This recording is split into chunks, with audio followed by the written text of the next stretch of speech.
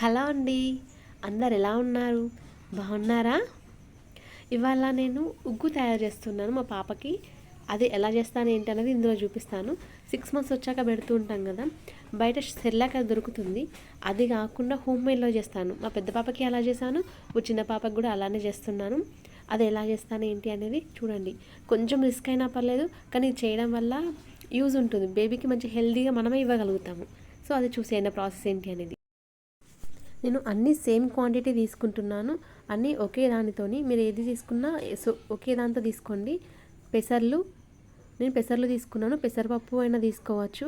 తర్వాత మినుములు తీసుకున్నాను. ఇది మా ఇంట్లో వండినవి పెసర్లు మినుములు.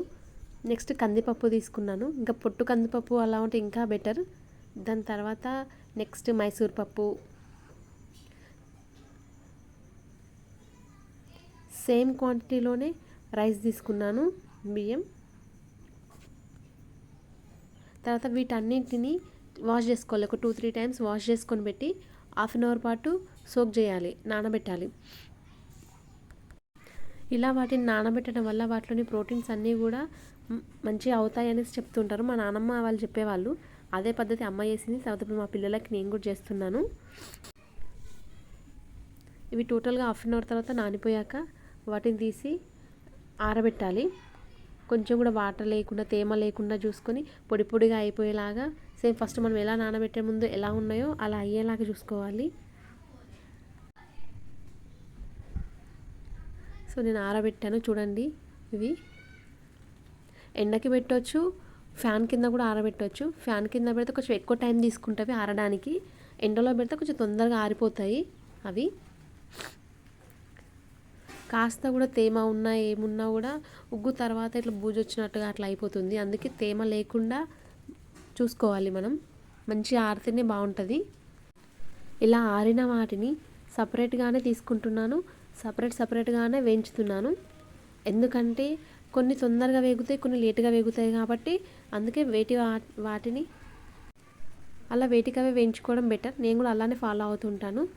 మీరు కూడా మ్యాక్సిమం అలానే చేయండి. ఇలా అన్నీ వేయించుకోవడం అయిపోయాక ప్రతిదాన్ని అలానే వేయించుకోవాలి. దూరగా వేయించాలి. మరీ మాడొద్దు, మరీ లేతగా ఉండొద్దు. నార్మల్గా వేయించుకొని పెట్టుకోవాలి. కలుపుతూ ఉండాలి, లేకుంటే అడుగున మాడడం అట్లా అయిపోతూ ఉంటాయి.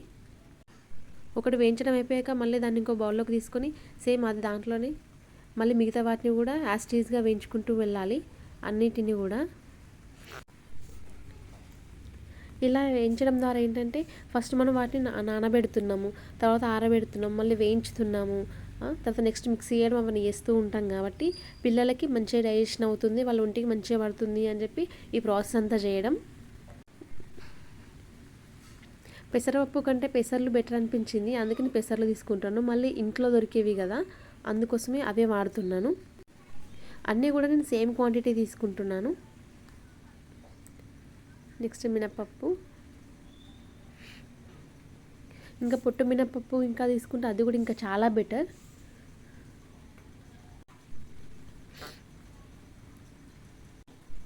మనం ఇదంతా రిస్క్ ఎందుకు అని చెప్పి బయట నుండి తెచ్చి పెట్టవచ్చు.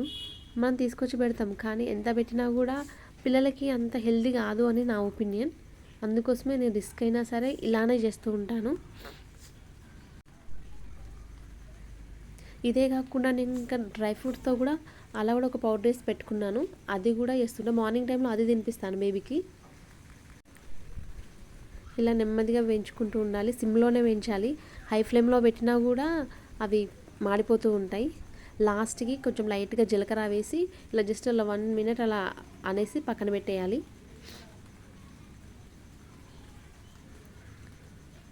తర్వాత వీటన్నింటినీ టోటల్గా చల్లారనియాలి, మొత్తం చల్లారిపోవాలి. ఇప్పటివరకు అన్నీ దానికి వేయించేసినా కదా, ఇప్పుడు అన్నిటిని మిక్స్ చేస్తున్నాను. అన్నిటిని మిక్స్ చేసేసి మిక్సీ పట్టేటప్పుడు అలానే చేస్తూ ఉన్నాను. మిక్సీ పట్టడం కొంచెం రిస్క్ అయినా కూడా పర్లేదు, బాగానే ఉంటుంది. పిల్లల కోసం ఆ మాత్రం రిస్క్ తీసుకుంటాం కదా మనం. ఒకవేళ టైం లేకపోయినా ఇది చేయడం కొంచెం కష్టం అనిపించినా కూడా ఇలా మిక్సీ పట్టకుండా మనం బయట గిన్నెకి కూడా వేసి పట్టించవచ్చు. కొంచెం ముగ్గు పిండిలాగా అట్లా ఉగ్గుకని చెప్తే వాళ్ళు కొంచెం రవ్వలాగా కొంచెం పడుతూ ఉంటారు, అలా అయినా చేయొచ్చు. అది మనకు కొంచెం రిస్క్ తక్కువ ఉంటుంది. కాకపోతే నేను ఇలా మిక్సీ పట్టుతాను, వచ్చిందని మళ్ళీ జల్లెడ పట్టుకొని మళ్ళీ దాన్ని పక్కన పెట్టి మళ్ళీ మిక్సీ పట్టి మళ్ళీ వచ్చింది, అలా లాస్ట్ ఫైన్ పౌడర్ వచ్చే వరకు మిక్సీ పడుతూ ఉంటాను. ఇది ఆల్మోస్ట్ 1 అవర్ అలా పడుతూనే ఉంటుంది. కాకపోతే కొంచెం పేషెన్స్తో చేస్తే ఈజీగా అయిపోతుంది.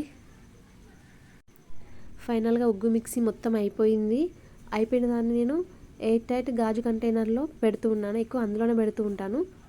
పాపకి వచ్చిందని స్టోర్ చేసుకొని, కొంచెం మూత గట్టిగా లేకపోయినా తేమ లోపలికి వెళ్ళిపోయి ఇలా ఉండల్లాగా అలా అయిపోతుంది అనేసి అలా చూసుకుంటూ ఉంటాను జాగ్రత్తగా. ఒకసారి ఇలా స్టోర్ చేసుకుంటే ఆల్మోస్ట్ 15-21 మంత్ కూడా ఉంటుంది, బాగానే ఉంటుంది.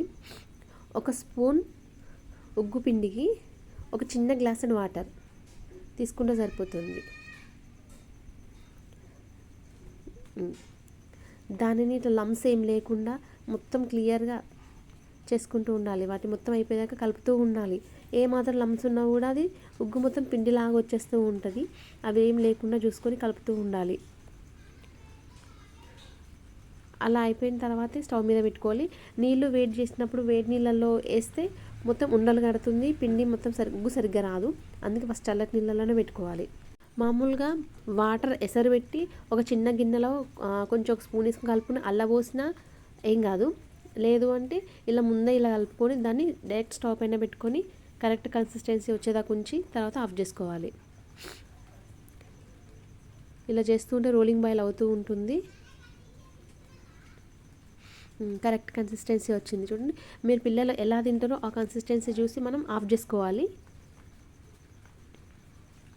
తర్వాత ఆఫ్ చేసినాక కొంచెం చిక్కబడుతూ ఉంటుంది. మనం కొంచెం పలచగుండగా ఆఫ్ చేసినా తర్వాత చిక్కబడుతూ ఉంటుంది. మా బేబీ ఈ కన్సిస్టెన్సీలో తింటుంది, అందుకే నేను ఈ కన్సిస్టెన్సీ వరకు చేసి ఆఫ్ చేస్తుంటాను. చల్లగైన కొద్దీ కొంచెం గట్టిగా అవుతూ ఉంటుంది. Thank you for watching. Please subscribe my channel.